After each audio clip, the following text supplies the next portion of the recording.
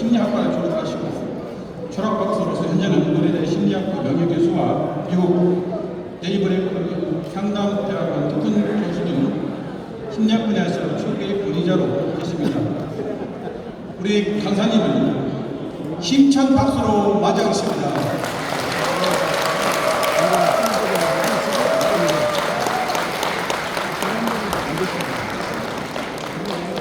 내가 모시는 게 뿐이야.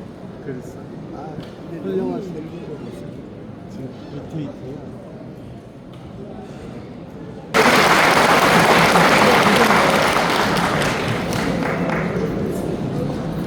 빼갖고 올라오고. 안 치.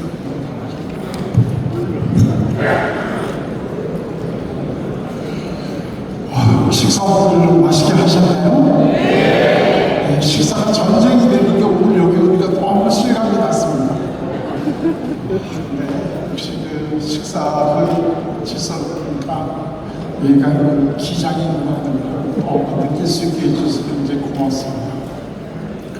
제가 제 숙소를 찾지 못해가지고 밥을 먹다가 식당에 도착한 시간이 40분이었거든요.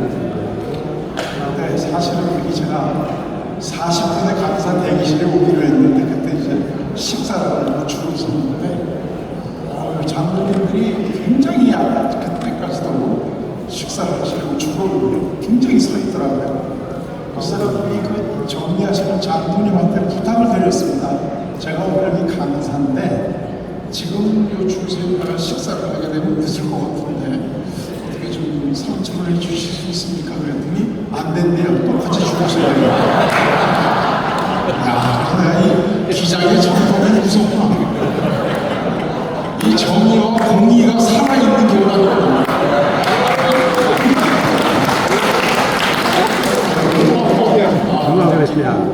역시 탔다. 나는 그런 생각을 하고 지금 혼내버릴 때 돌아서 지금 물도 한 번은 못 마셨습니다. 강사한테 물도 안 주시고. 갖다 드려. 예, 됐습니다. 물 안 먹어도 됩니다. 이제 시작했어요. 괜찮습니다.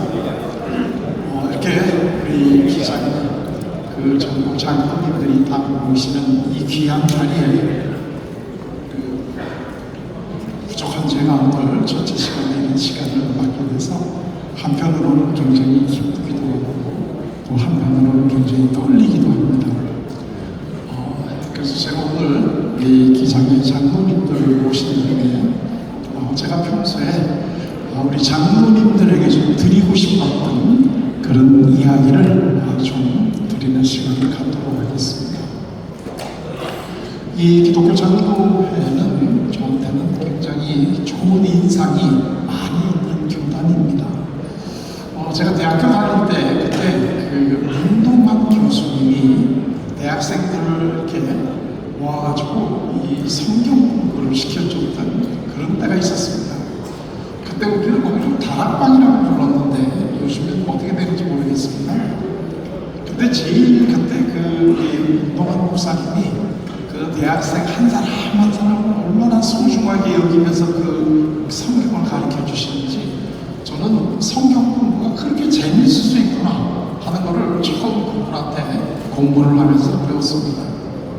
근데 제가 지금도 잊지 않는 정말 내 그 마음속에 깊이 담긴 말씀은 그분이 그 예정된 강의를 다 끝내고 그냥 몇 번 우리가 계속 일주일에 한 번씩 갔었는데 그 강의를 다 끝내고 그분이 해주신 말씀이 제가 그 명색이 교수 생활을 하면서 항상 제 심적으로 가슴에 남아있는 말씀을 해주셨습니다. 마지막 강의를 다 하시고 난 다음에 그 문동환 교수님께서 저희들을 보시고 나는 한평생 공부해서 여기까지 이르렀다. 그러니까 이제 여러분들은 여기서 시작해서 조금 더 앞으로 나아가라. 저는 지금도 한국의 교수님들에게 그런 얘기를 들어본 적이 없는데 그게 1970년도 초반이니까 그때 이미 그 문동환 목사님께서는 그런 말씀을 하시면서 야, 한국에 이런 식의 그 제자들에게 나는 여기까지밖에 못했으니까 여러분들은 여기서부터 조금 더 앞으로 나아가라 이런 부탁을 하는 그러한 그 스승을 제가 지금까지도 본 적이 없는데 그때 우리 그 노만 목사님이 그런 말씀을 하시면 지금도 굉장히 기억에 남습니다. 그리고 또 하나 제가 굉장히 크게 가르침을 받은 분은 정태기 원장님이라고 하는 분입니다. 아시는 분은 아시겠지만 그분은 한국의 크리스천 치유 상담 연구원을 만드셔가지고 소위 내적 치유라고 이러한 분야를 개척했던 큰 어른인데 그분이 설립하고 운영했던 치유 상담원에서 제가 20년 동안 강의를 했습니다. 그래서 그분을 모시고 사람을 사랑한다는 게 어떤 건가 하는 것을 직접 옆에서 배웠던 그런 좋은 기억을 지금도 가지고 있는데 이분들이 다 그 기장의 큰 어른들이셨죠. 또 하나 제가 이 슬픈 얘기도 있습니다. 월요일마다 그 크리스천 치유 상담연구원에서는 월요일날마다 이 10시부터 5시까지 수업을 했는데 그때 전국 각지에서 이 공부를 하러 많은 분들이 오셨습니다. 근데 공부를 월요일날 끝내고 제가 마지막 시간 강의를 했는데 끝내고 이 그 봉고차에 고향에서 호남 지방에서 오신 목사님 여러분이 같이 공부를 타고 가시다가 고속도로에서 교통사고가 났습니다. 그래서 그분 그 차에 타고 계신 목사님 몇 분이 다 돌아가셨습니다. 그게 제가 지금까지도 이 교수 생활을 하면서 제일 가슴 아팠던 그러한 사건입니다. 그분이 누군지 여러분들 아마 다 아실 겁니다. 그리고 난 후에 그분의 사모님께서 다시 이 교회를 물려받았고 안수를 받았다가 대한민국의 주요 교단의 최초의 여성 교단장을 하신 분입니다. 그러니까 아마 여러분들은 그분이 누구신지 다 제가 전함을 되지 않아도 아시는 분들입니다.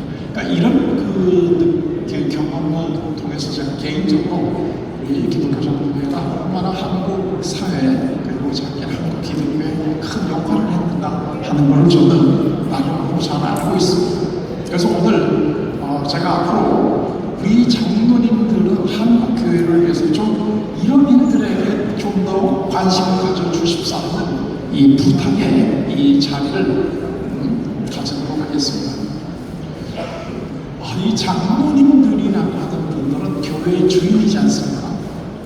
여기 지금 목사님들이 와 계시는지 모르겠는데 사실 교회의 주인은 어떤 생각하면 저는 목사님이라고 하는 생각이 드는데 저는 그렇게 생각을 안 합니다.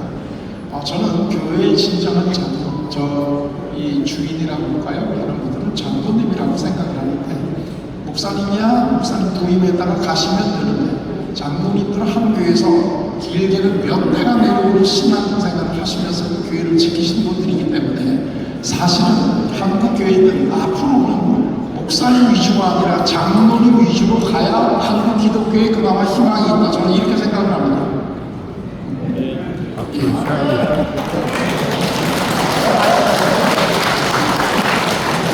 참고를 얘기 들으면 전 장로가 아닙니다. 목사도 아니에요. 제 아내가 장로예요. 근데 제가 이런 얘기를 드리는 거는 그냥 여기 장로님들이 많이 모이시기 때문에 그런 게 아니라 한국의 교회가 앞으로 어떻게 변화를 해야 되느냐 하는 것을 제 나름대로 생각을 한 결과인데 그걸 오늘 여러분들에게 잠깐 말씀을 드리도록 하겠습니다. 자, 우선 우리 장로님들에게 좀 어리석은 질문을 하나 드리겠습니다. 장로님에게 있어서 예수님은 어떤 분이십니까? 이 질문이 어떻게 보면 우리 장로님들에게는 상당히 결례가 되는 그런 질문일 수도 있습니다. 신앙에 본을 보이고 오랫동안 신앙생활 하신 우리 장로님들에게 예수님은 어떤 분이시냐 이렇게 여쭙는 것 자체가 굉장히 황당하고 예의에 어긋나는 그런 질문일 수도 있습니다. 그러나 한 번씩 가끔 예수님은 나에게 어떤 분일까 하는 이러한 것들 그리고 오늘날 한국 사회에서 예수님은 어떤 모습인가 하는 것을 우리가 한번 생각해 보는 것도 그렇게 크게 나쁘지는 않을 거라고 생각합니다. 우리 장로님들이 다 아시다시피 예수님이 어떤 분이냐 하는 것은 창세기부터 요한계시록까지 여기저기 계속해서 그분이 어떤 분인가 하는 것을 설명해 주고 있습니다.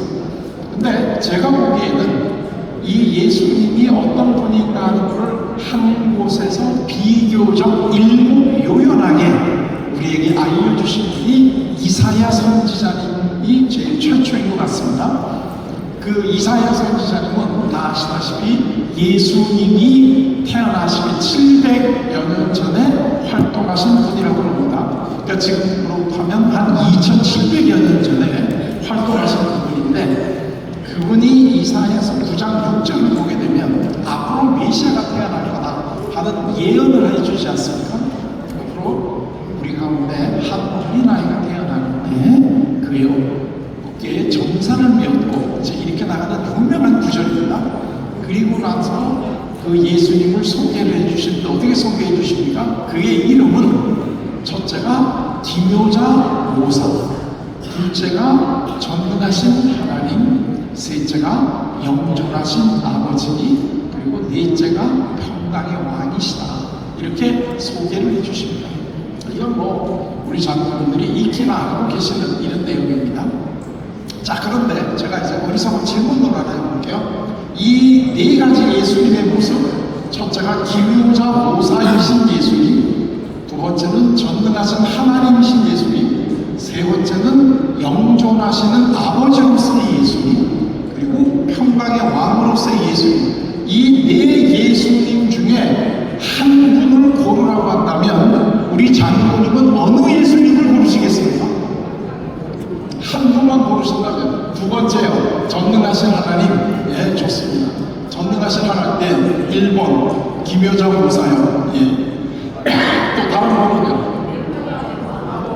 2번, 4번 평강의 왕. 예, 좋습니다. 자, 이거 아주 골고루 다 나오십니다. 근데 장로님들이랑 좀 다른지 모르겠는데 제가 1년에 한 50여 군데 교회를 다니면서 이제 강의를 했는데 죄송합니다. 제일 많이 나오는 게 2번 전능하신 하나님으로서의 예수님이 제일 인기가 있습니다. 그리고 두 번째로 인기가 있는 게 평강의 왕으로서의 예수님이 두 번째고 세 번째가 영존하신 아버지입니다. 그런데 참 신기하게도 기묘자 모사로서의 예수님을 나는 좋아하는 분은 거의 없습니다. 여기 제가 우리 식사도 하셨습니까? 운동 겸 나는 내 예수님 중에 기묘자 모사로서의 예수님을 제일 좋아한다 이렇게 얘기하실 분 손 한번 들어보실래요? 아까 저기 한 분 계십니다. 예, 좋습니다. 이분은 참 독특하신 분들입니다. 거의 기묘자 모사로서의 예수님은 없습니다. 근데 저는 그 이유가 뭔지 모르겠습니다. 왜 분명히 이사야 선지자님께서는 기묘자 모사로서의 예수님을 제일 먼저 우리에게 소개를 해주셨습니다.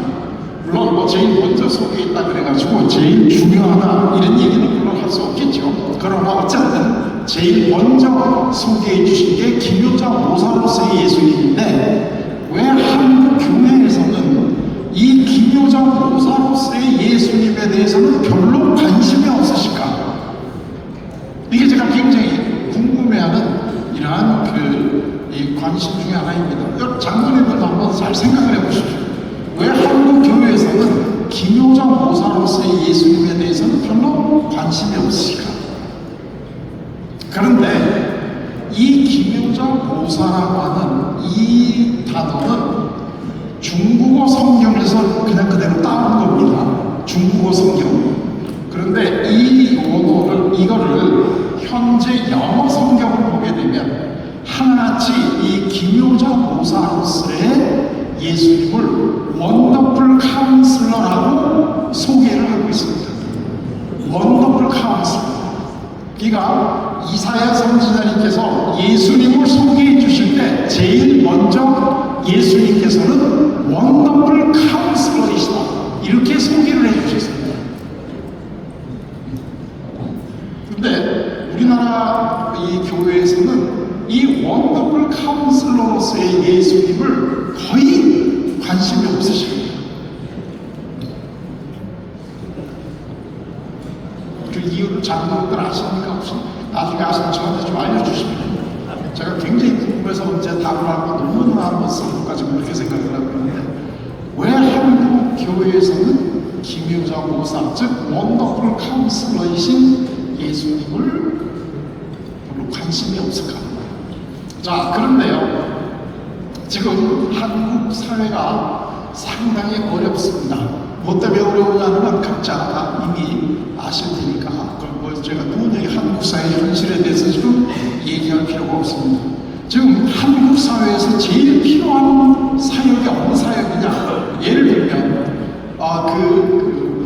요즘에 이 텔레비 여기저기 틀어보면 오은영 박사님이라는 분이 굉장히 자주 나오십니다. 그렇죠? 또 요즘에 또 많이 이호선 교수라고 하는 분이 또 굉장히 기독교계통뿐만 아니라 많이 나오십니다. 자, 그런데 이 오은영 이 박사님이나 이호선 교수님이 해주시는 그 일을 한 단어로 얘기를 하면 뭘 해주시는 겁니까? 그분들이 상담을 해주시는 겁니다. 근데 이분들이 그렇게 이 TV나 또는 여러 그 매체에서 나오셔가지고 다양한 말씀들을 해주신다는 얘기는 한국 사회가 그만큼 그분들을 필요로 하고 있다, 이렇게 얘기할 수 있습니다. 한국 사회가 그분들을 필요로 하지 않는다면 그분들을 TV 매체에서 모실 이유가 없겠죠. 그런데 이분들이 대표적으로 TV에 많이 나온다고 하는 것은 지금 한국 사회는 상담을 필요로 하는 이러한 분들이 굉장히 많이 있다 하는 것을 우리가 알 수 있는 겁니다. 예를 들면 지금 그 심리학과 대학원에 제일 학생 수가 많이 몰리는 전공이 상담 분야입니다.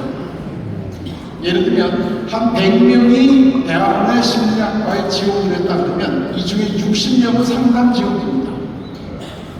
이 정도로 이 학생들도 그렇고 사회도 그렇고 지금 한국 사회는 상담이 굉장히 필요하다 하는 것을 지금 반증을 해보시고 있는데, 사실 여기서 굉장히 재미있는 현상은 뭐냐면, 이렇게 한국 사회에서는 상담을 필요로 하고 있는데 예수님을 주인으로 모시고 있는 교회에서는 예수님이 원더풀 카운슬러라는 거에 대해서 관심이 별로 없습니다. 이게 상당히 모순되는 일 아닌가요? 사실 오늘 그 오은영 박사나 이호선 교수께서 하시는 상담의 그 원조가 누굽니까? 원조는 예수님입니다. 이 그 같은 업종에 예를 들면 이 음식점들이 한 군데 이렇게 많이 몰려 있지 않습니까? 예를 들면 그때 제일 이분들이 경쟁하는 게 원조 논쟁이잖아요. 원조 할머니 집, 원조의 원조 할머니 집, 그 할머니 가리킨 진짜 원조, 이래가지고 계속해서 원조 논쟁을 해가면서 자기네가 제일 맛이 있다 하는 거를 계속 광고를 하는데, 오늘날 그렇게 많은 사람들이 관심을 가지고 있는 상담의 원조는 예수님인데, 정작 교회에서는 원조 논쟁은커녕 예수님이 상담자라는 것 자체를 여기 모르신다 이거예요. 참 이 사회가 가지고 있는 아주 재미있는 그러한 현상 중에 하나다, 그런 얘기입니다. 저는 오늘 우리 장로님들에게 감히 한국 교회에서 현재 제일 필요한 게 상담자다라고 하는 말씀을 드리고 싶습니다. 요즘에 저보다 우리 장로님들이 한국 기독교에 대해서 더욱 많은 관심을 가지고 계시고, 또 관심을 가지면 가질수록 한국 현재 기독교의 현상에 대해서 굉장히 염려하고 계실 거라고 저는 생각을 합니다.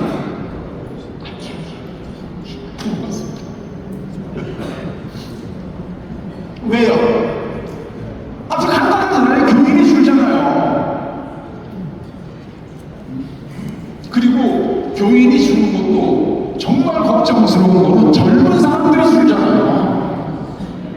그리고 교회를 가게 되면 우리나라가 아무리 고령화 사회라고 하더라도 제일 고령화 지수가 높은 조직이 어디입니까?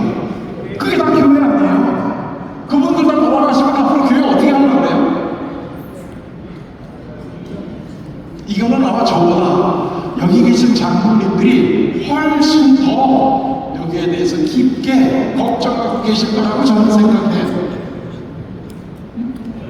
내가 섬기는 교회는 그래도 아직까지는 건들만하다. 그러니까 괜찮다? 그러면 그 교회 괜찮으면 나머지 다른 교회는 어떻게 되는데? 1년에 교회가 몇 개씩 문 닫고 있는데요, 지금.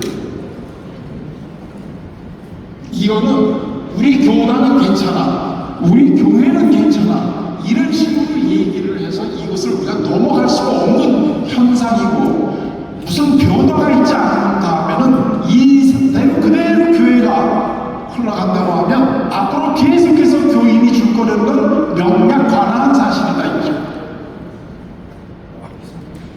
저는 그렇게 생각을 합니다. 한국 교회가 지금 같은 모습으로 계속 변화 없이 나간다면 그 예수님이라고 이거는 손쓸 수가 없다.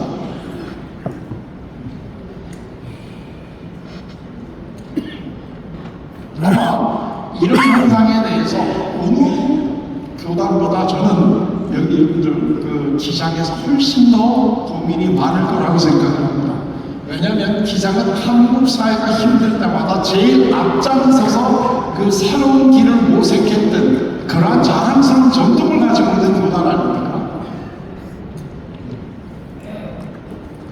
이 6.25 전화를 겪고 힘들 때 누구보다 먼저 이 피난민들이라든가 이 집을 잃은 사람들을 도와준 것이 기장이고, 그리고 그 이후에 이 산업화가 시작이 되면서 많은 사람들이 고향을 떠나서 서울로 와가지고 도시 변두리의 노동자로 전락해서 열악한 노동 환경 속에서 살 때 이 노동자에게 제일 먼저 관심을 가리킨 교단도 기장이고, 대한민국이 독재에 이 신음할 때 여기에 제일 먼저 저항했던 것도 기장이고, 이런 자랑스러운 전통을 가지고 있는 여러분들이라고 한다면 현재 한국 사회에서 기독교인이 줄어가는 이 현상에 대해서 제일 가슴 아파하지 않겠습니까?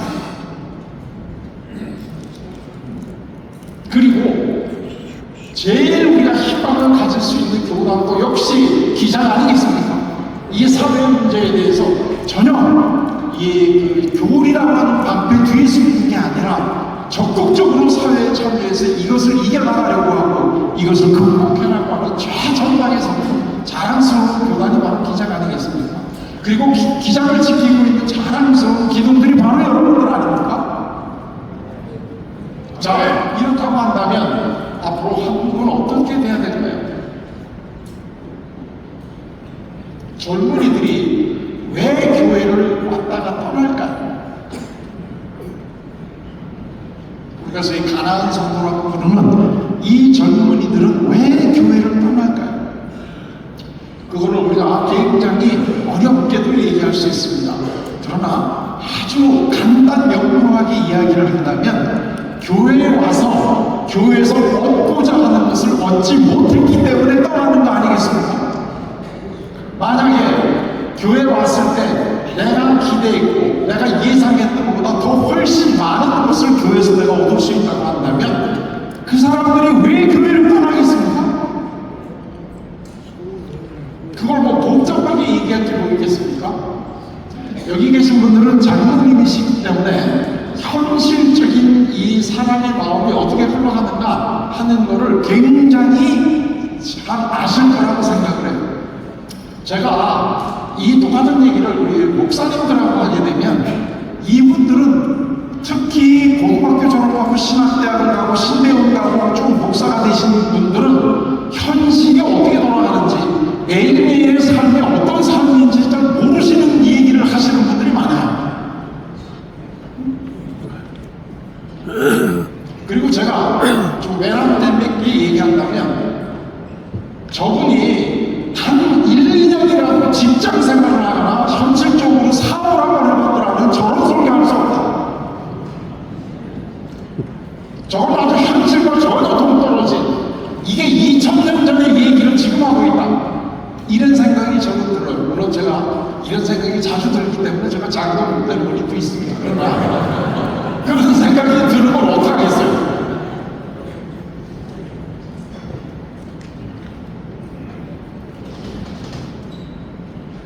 그 얘기는 오늘날의 한국의 교회는 한국 사회가 교회에 바라는 것을 충족시켜주지 못하고 있는 것이다. 예를 들면 왜 그 사람들이 빠져나가죠? 제가 제 연구소를 지나가다 보게 되면 홈플러스 앞을 지나가는데요. 그 홈플러스가 지금 다 그 주인을 있고 이제 그 힘들게 돼가지고 거기 지금 이 전부 다 이 외벽을 전부 다 이렇게 둘러쳤어요. 그거 이제 또 부시거나 뭐 어떻게 아니죠? 홈플러스가 왜 망합니까? 아주 심플하지 않나요? 이 추세를 모르는 망하는 것이 별게 있겠습니까? 현 시대에 어떤 것들이 필요로 한가 하는 걸 잘 모르고 지도자가 오판을 하게 되면 당연히 그거는 망하는 거 아니겠습니까?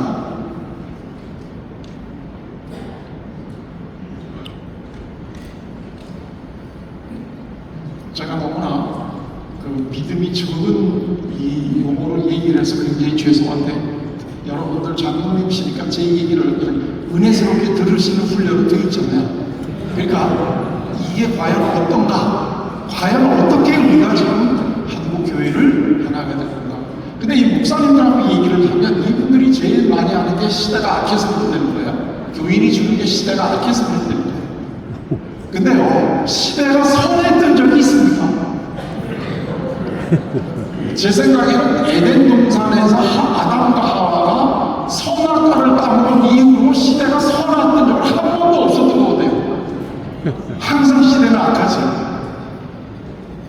그 악하니까 교회가 필요하고 악하니까 정말로 우리가 믿음이 필요한 거 아니겠습니까? 그런데 제가 다시 또 한번 얘기를 드리면 한국 사회에 지금 제일 많은 사람들이 찾는 곳이 상담인데 정작 예수님이 상담의 원조인데 교회에서는 상담에 대한 관심이 없으시다 이거죠. 이런 상태에서 어떻게 앞으로 교회가 살아나겠습니까?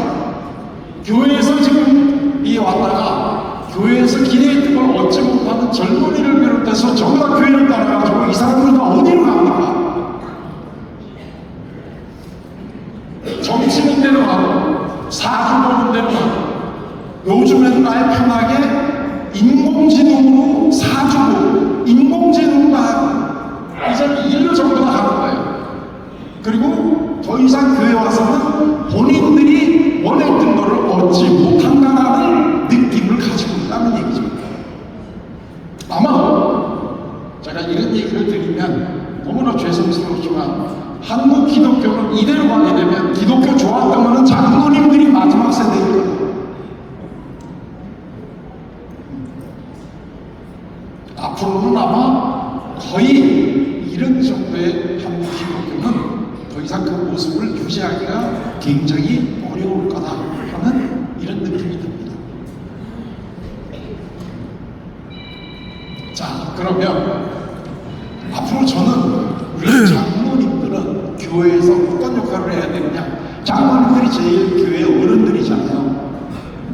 그렇다고 한다면 한국 교회의 미래는 저는 장로님들 손에 달렸다 이렇게 생각합니다.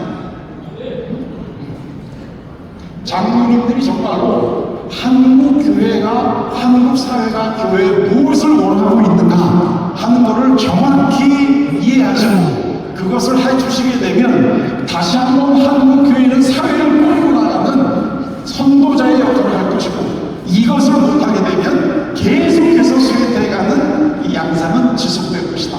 이렇게 저는 생각이 듭니다. 물론 제가 이런 얘기를 드리면서도 제 예상이 틀렸기를 바랍니다. 그러나 가면 갈수록 불안하게도 제 예상이 맞을 거라는 생각이 더 많이 듭니다.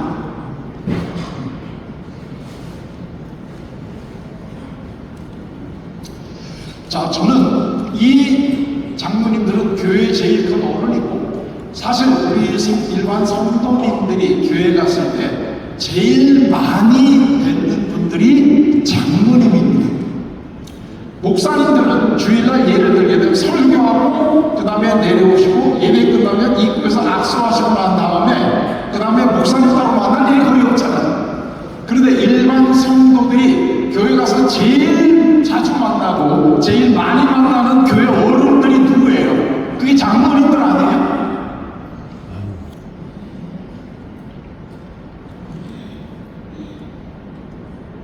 그렇기 때문에 저는 감히 한국 교회의 미래는 장로님들 손에 달려있다. 저는 이렇게 이야기를 드릴 수 있습니다.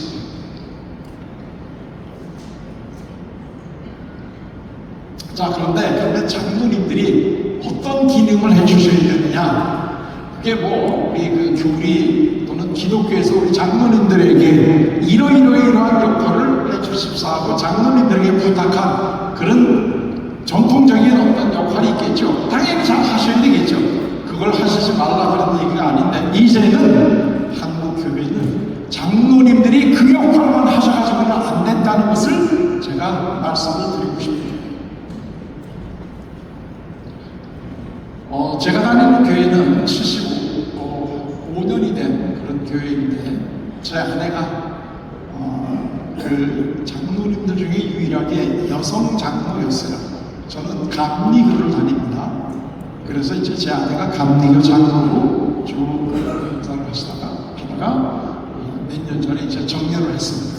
그런데 이 장로의 역할이 과연 뭘까 하는 거를 제가 우리 그 아내 장로가 하는 일을 여기서 이렇게 보면서 장로가 하는 일이 진짜 이런 역할이구나 하는 걸 깨달았는데, 그게 뭐냐면 우리 교회 안에서 갈등이 일어나면, 특히 여성도님들이 교회에 대해서 어떤 갈등이 있거나 불만이 있게 되면 결국은 다 우리 아내 장로한테로 다 들어옵니다.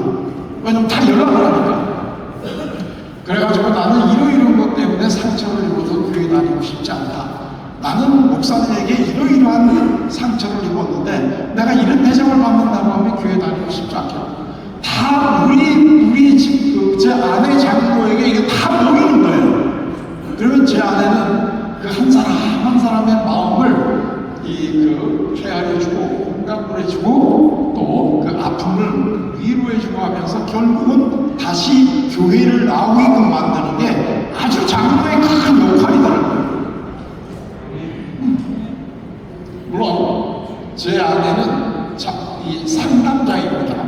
그렇기 때문에 그거를 당연히 할 수밖에 없지만은, 제가 그거를 이렇게 통해서 들은 바에 의하면 목사님의 설교가 내 마음에 안 들어서 나는 교회를 떠나고 싶다, 이런 분들은 의외로 적습니다.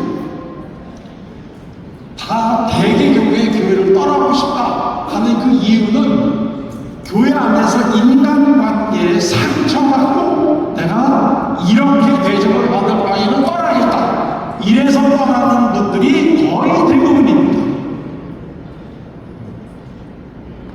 그런데 왜 제 아내에게 이걸 하느냐? 제 아내는 장로님이지만 장로이기 전에 다 같이 이 교인들의 어려움을 풀어주고 하는 이런 역할을 했기 때문에 우리 집으로 다 모인다는 거죠. 그런데 다른 남자 장로님들에게는 그러면 그런 얘기를 하느냐 안 하느냐, 할 것 같아요, 안 할 것 같으세요? 안 해. 남자 성도도 결국 저희 집에 전화가 온 거지 남자 장로님한테는 얘기를 안 해요. 그래서 왜 남자 장로님한테 얘기를 하지, 왜 우리 집에 전화를 하냐 하고 제가 친한 그 분들에게 여쭤보면 그분들 하나같이 뭐라 그런 줄 아세요? 장로님들이 내 얘기를 안 듣는데.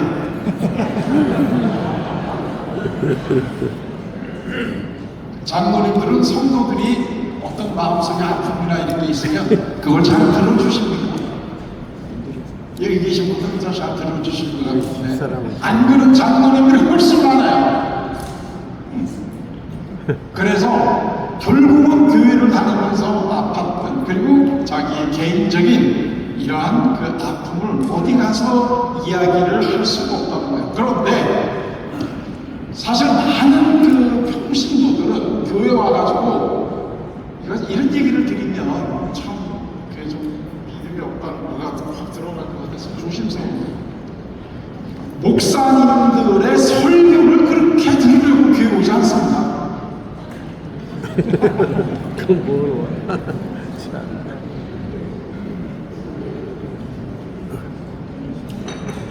그 대답 안 하셔도 되는데 그냥 제 질문에 속으로 대답하십시오.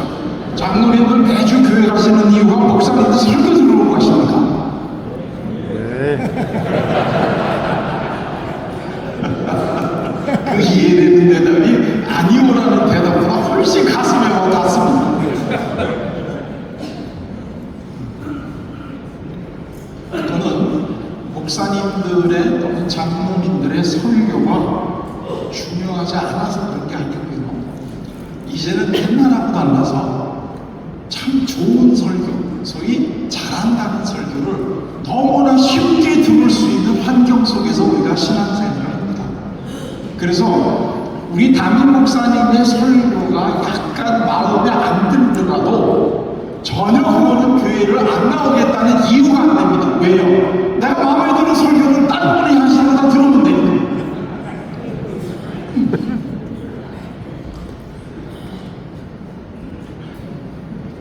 그런데 교인들 사이에서 상처를 입었거나 교회 다니면서 다른 교인들에게 무시를 당했거나 이런 아픔을 느끼게 되면 이거는 교회를 떠납니다. 세상이 약해서 교회를 떠나는 게 아닙니다. 내가 상처를 입었고 그 상처를 누구에게 이야기하고 위로받고 공감받을 수 있는 곳이 교회는 없습니다. 그리고 그 얘기를 해보았댔자 돌아오는 대답은 천편일률적으로 동일합니다. 저는 심리학자이면서 동시에 상담을 전공하는 심리학자입니다. 그래서 제가 개인적으로도 상담을 많이 하는데요. 저한테 오는 상담자의 한 내담자의 한 반 이상은 다 교회 다니는 분들입니다. 그런데 교회 다니는 분들이기 때문에 제가 여쭤봅니다. 아니 그럼 교회 목사님도 계시고 장로님도 계시는데 그분들하고 말씀을 하시지 왜 저를 찾아오셨습니까? 그랬더니 하는 얘기가 뭔 줄 아십니까? 그분들이 제 얘기를 하면 뭐라고 답을 해주실지 뻔히 안다는 거죠. 그런데 내가 왜 그분들한테 가서 얘기를 하느냐 이거예요.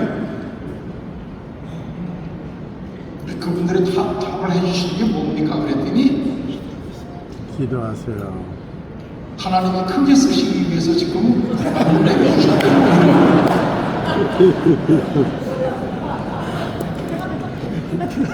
그리고 그거는 너의 십자가니까 네가 그걸 지고 가냐 뭐 이런 얘기들 전혀 사는데 도움이 안 되는 얘기들 실질적으로 그러기 때문에 가서 그 얘기를 안 한다는 거예요. 그런데 지금 그래서 결국 이 젊은이들 이렇게 아픔을 가지고 있는 사람들은 그거를 자기 마음을 알아줄 거라고 하는 대로 지금 떠나간다는 얘기죠. 그게 요새 제일 많이 활성화되어 있는 데가 AI 인공지능한테 가서 상담받는 세미나. 이런 것들이 아주 활성화되어 있다는 겁니다. 잘 대답 친절히 잘해줘. 앞으로 우리 장로님들 인공지능한테 꼼짝없이 집니다.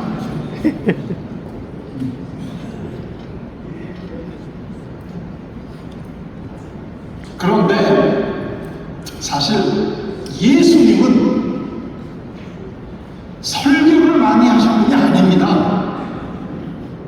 예수님 여러분 여기 계신 장로님들은 저보다 훨씬 더 성경에 대한 해박한 지식을 가지고 계실 텐데 예수님이 설교를 많이 하셨습니까?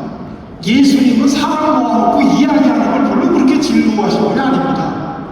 군중들이 오히려 자꾸 따라오게 되면 멀리 피해서 산에 가서 기도하시고 혼자 있는 걸 좋아하시는 분이지 그렇게 많은 사람들을 모아놓고 설교를 많이 하시는 분이 아닙니다. 예를 들면 가장 뛰어난 설교라고 얘기하는 게 산상수훈인데요. 그 산상수훈 그거, 그 다음에 오병이어 먹였던 그거 이런 몇 가지 큰 대중을 모아놓고 하는 설교를 하셨지 사실 예수님은 중요한 말씀, 중요한 교리, 본인이 누구인가 하는 이거는 전부 다 길을 가서 만나는 그 사람들에게나 하셨습니다. 그 얘기입니다. 근데 오늘날 한국 교회는 설교가 너무 많습니다. 설교가 많다는 얘기는 귀는 굉장히 발달되어 그런데 그거를 실질적으로 그렇게 행하지는 않는다는 거예요. 그러니까 아주 중요한 설교를 그냥 일주일에 몇 번 앉아서 소비하고 마는 거예요. 이게 지금 한국 교회의 실정인데 예수님은 사람을 그렇게 변화시키지는 않았어요. 이제 눈치를 채신 분도 계시겠지만 제가 오늘 우리 장로님들에게 정말 부탁드리고 싶은 것은 우리 장로님들은 각각 교회를 돌아가시게 되면 원더풀 카운슬러 역할을 해주셔야 된다. 그게 한국 교회가 살 길이다. 이런 얘기를 제가 드리고 싶습니다. 그거는 제가 따로 만든 게 아니라 예수님이 오시기 700년 전에 이사야 선지자님이 예수님을 소개할 때 제일 먼저 해주신 소개가 이거예요. 예수님은 원더풀 카운슬러이시다. 그리고 예수님이 본인이 상담자이시다라고 하는 얘기를 해주셨어요. 그게 신약의 보혜사라는 단어입니다. 그런데 이 보혜사로서 상담자로서의 예수님이 해주시는 사역이 뭐냐는 걸 본인이 우리에게 정확하게 알려주셨습니다. 그게 마태복음 11장 28절에서 30절입니다. 우리가 다 알고 있는 얘기죠. 수고하고 무거운 짐진 자들아 다 내게로 오라. 내가 너희를 쉬게 하리라. 여기서 중요한 단어는 다입니다. 다. 수고하고 무거운 짐진 자들은 다 내게로 오라. 제가 한국 기장을 굉장히 좋아하는 이유는 한국 교회 중에서 이 다에 제일 다가 있는 교단이 기장이기 때문에 그렇습니다.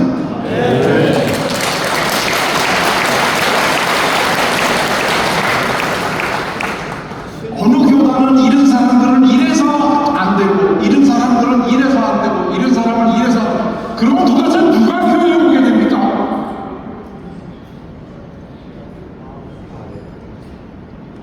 예수님은 분명히 수고하고 무거운 짐진 자들은 다 내게로 오라. 이게 예수님의 상담입니다. 그렇기 때문에 예수님을 우리가 이 세리와 창기의 친구다라고 우리가 부르는 이유가 바로 여기에 있지 않습니까? 그 당시에 이 종교 지도자들은 사람 취급도 안 했던 그러한 그 문둥병자들, 과부들, 하혈하는 여성 이런 사람들을 대상으로 예수님은 길을 가다가 만나고 손잡아 주시고 아주 중요한 이 하늘나라의 복음을 전해주시지 않았습니까? 나는 한국 교회가 다시 앞으로 전에 가졌던 그 한국 사회를 이끌고 나가는 선도자의 위치를 다시 한번 되찾기 위해서는 예수님의 이런 모습을 다시 교회가 찾아야 된다고 생각을 합니다. 그리고 그 제일 앞에 나는 우리 장로님들이 계신다고 생각을 합니다.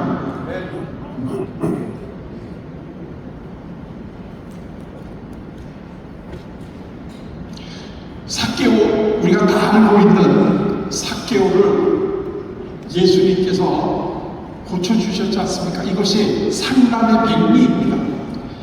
나도 상담을 좀 잘하고 싶은데 전문가들이나 하는 거 아닌가? 물론 전문가가 하면 좋겠죠. 그러나 전문가가 하는 것이 상담이 아닙니다. 전문가는 아주 심각한 문제를 갖고 있을 때는 전문가를 만나야 되지만 단지 우리가 살아가면서 수고하고 무거운 짐을 지고 있는 사람들은 얼마든지 우리가 그 사람들의 마음을 도와줄 수 있습니다. 그게 수고하고 무거운 사람들에게 우리가 도와주는데 그 자세가 예수님이 우리에게 알려주셨습니다. 나는 온유하고 겸손하다. 상담의 자는 상담의 기술과 이론을 많이 하는 사람이 아니라 상담자의 자세를 갖고 있는 사람들입니다. 그런데 예수님께서는 우리에게 분명히 알려주신 게 상담자는 두 가지 자세를 갖고 있으면 된다는 거예요. 온유하고 겸손하면 된다는 거예요. 오늘날 한국의 기독교가 많은 사람으로부터 외면당하고 있는 것은 한국의 기독교가 온유하고 겸손하지 않기 때문에 그렇습니다. 빨리 한국 기독교가 다시 온유하고 겸손한 본래의 예수님의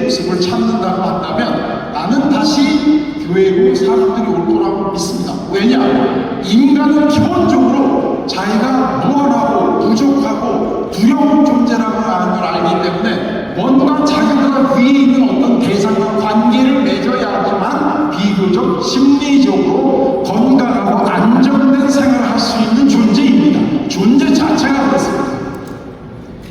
인간은 하나님을 찾을 수밖에 없는 하나님의 형상대로 지으심을 받은 존재이기 때문에 교회를 찾게 되어 있습니다. 다만 교회가 본인이 찾는 것을 해주지 못한다면 다른 곳에서 그걸 해줄 거로 믿는 다른 곳에 가서 그걸 찾게 되어 있는 것뿐입니다. 그렇기 때문에 교회가 다시 예수님의 진짜 원더풀 카운슬러로서의 모습을 다시 우리가 찾을 수만 있다면 앞으로 다시 사람들은 오게 되어 있습니다. 그리고 교회가 그러한 모습을 다시 찾는 데 제일 핵심적인 역할을 해주실 어른들이 바로 장로님들 여러분들입니다.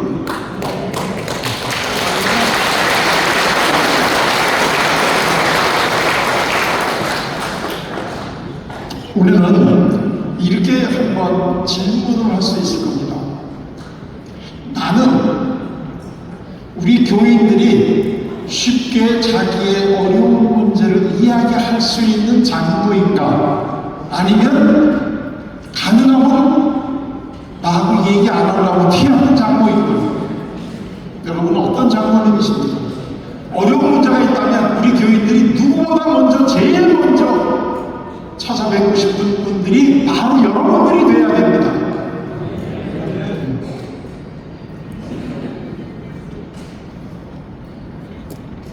그런 장로님들이 버티고 있는 교회는 이거는 반석 위에 세운 교회입니다. 예수님이 바로 그러한 모습으로 세상을 살으셨습니다. 이 상담이 몰라하는 분들은 삭개오가 예수님을 만난 사건을 보시기 바랍니다. 이거는 우리가 너무나 잘 알고 있는 이야기이기 때문에 우리가 자세하게 이 자리에서 얘기를 드리지 않겠습니다. 다만 삭개오는 예수님이 세 마디를 하셨습니다. 삭개오야, 속히 내려와라. 오늘 내가 너희 집에서 묵겠다. 이 세 마디를 하셨는데 삭개오는 예수님을 모시고 집에 갔습니다.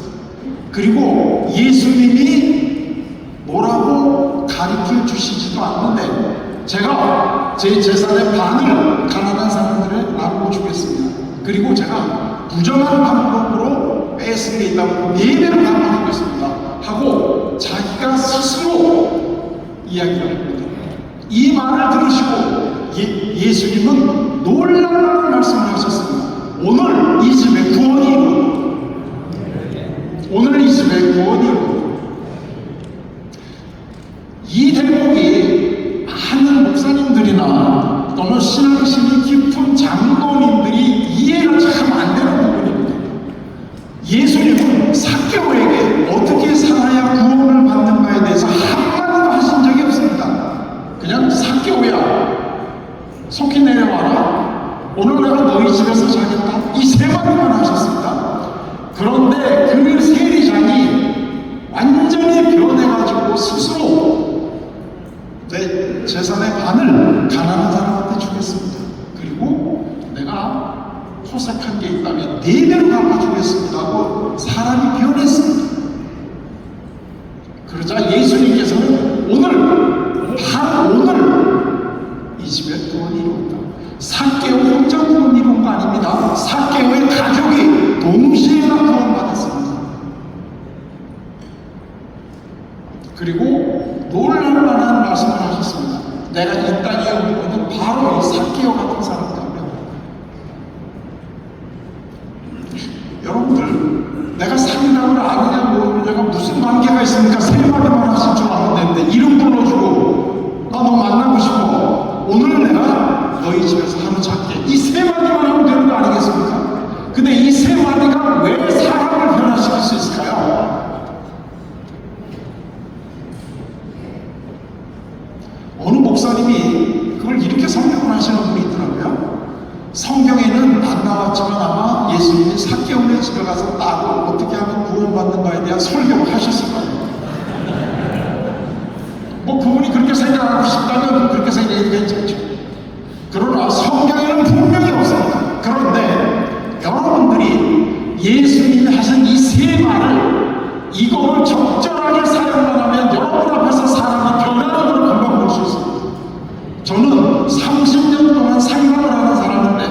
예수님이 하신 상담을 흉내만 내도 사람들이 변하는 것을 제 눈으로 직접 볼 수 있습니다.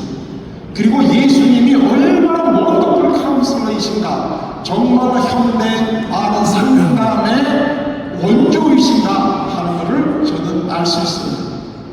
이거는 제 경험에서, 그리고 상담심리학자로서 30년 학교에서 학생들하고 같이 공부하면서 깨달은 원리입니다. 오늘날의 심리학에서 얘기하는 상담은 전부 다 예수님이 이미 2000년 전에 쓰셨던 방법입니다. 그거를 학문이라고 하는 이러한 방법으로 이거를 증거하고 있는 것 뿐입니다.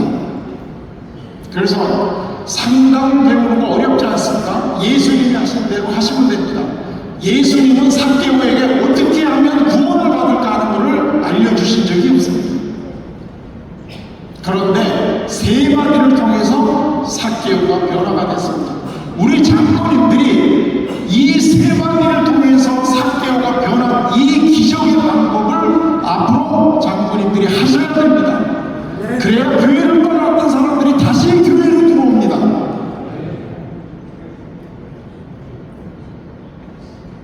지금 젊은이들이 교회를 떠나는 것은 교리를 몰라서 떠나는 게 아닙니다.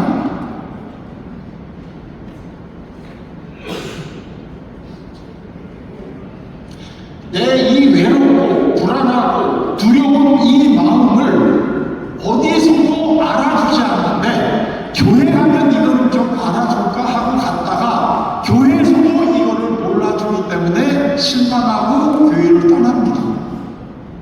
이거를 이제 우리 장로님들이 다시 이 젊은이들을 붙잡아야 됩니다. 그리고 나한테 와, 내가 너희들의 그 슬프고 억울하고 안타깝고 두려운 마음을 내가 같이 만져줄게. 나에게 와. 그게 예수님의 방법이란다 하는 것을 꼭 알려주시기를 바랍니다. 자, 이제 저한테 주어진 시간이 이제 다 됐습니다. 사실은 예수님이 어떤 방법으로 이걸 했는지에 대해서 조금 더 자세하게 이야기를 드리고 싶은 마음이 참 많은데 시간이 이제 됐으니까 저는 마치도록 하겠습니다. 제가 오늘 못 드린 얘기를 조금 더 아시고 싶으신 분은 제 이 내용이 인터넷에 다 이 중으로 이 유튜브에 올라 있습니다. 제 이름이 한상렬인데 그걸 치기만 하면 아주 자세하게 되어 있고, 제가 오늘 이야기한 이 내용을 작년 5월에 원더풀 카운슬러라고 하는 주장이라는 출판사에서 책을 이걸 펴냈는데, 이게 작년에 기독교 서적 중에서는 이 한때 베스트셀러가 됐던 책입니다. 이 책을 보게 되면 예수님이 하셨던 상담이 어떤 건가 하는 거가 아주 제가 자세하게 그 방법을 소개해 주셨기 때문에 여러분들이 내가 예수님의 그 방법으로 내가 우리 교인들을 또는 우리 가족들을 상담해 주겠다 하시는 분이 있다면 제가 저 앞에 레코를 갖다 놨습니다. 그걸 그대로 한번 오늘 구매를 하시면 됩니다. 그냥 저기 가셔가지고 그 가격을 제 은행 계좌가 돼 있으니까 찍었다가 책을 가지고 가시고 오늘 또 언제 댁에 가셔가지고 그거를 제 계좌로 보내주시면 됩니다. 설마 기단 이 기자의 장로님들이 제 책 가지고 그걸 떼먹게 하겠습니다. 그러니까 저기 나가셔가지고 하나씩 다 사시고 이게 진짜 앞으로 교회가 살 길이 예수님의 상담법을 익히는 거구나 하는 거를 아시고, 또 하나는 제가 이러한 것들을 우리 그 장로님들하고 교육회사들하고 따로 공부하는 이 교육 과정이 있습니다. 이게 예상이라고 하는 교육 과정인데요. 이거는 직접 실습까지 다 하고 이론으로 배우는 과정인데, 이것도 관심이 있으시게 되면 이걸 통해서 많은 기독교 지도자들이 같이 지금 예수님의 상담법을 배우고 있는데, 이게 어떻게 운영이 되는가 하는 것도 소개하는 게 그 책 옆에 있습니다. 이걸 한번 가지고 가서 보시고 진짜 이제는 정말 우리 기독교가 사회를 앞서서 성도에 나가는 상담자의 역할을 하는 이런 예수님을 본받는 그런 교회가 되어야 되겠다 하는 이런 마음을 꼭 가져주시기를 바랍니다. 자, 부족한 강의를 들어주셔서 굉장히 고맙습니다. 혹시 제가 한 얘기 중에 마음에 안 드는 얘기가 있다면 아, 저 사람이 저래서 작고가 못됐구나 이렇게 생각하시면 잊어버리시기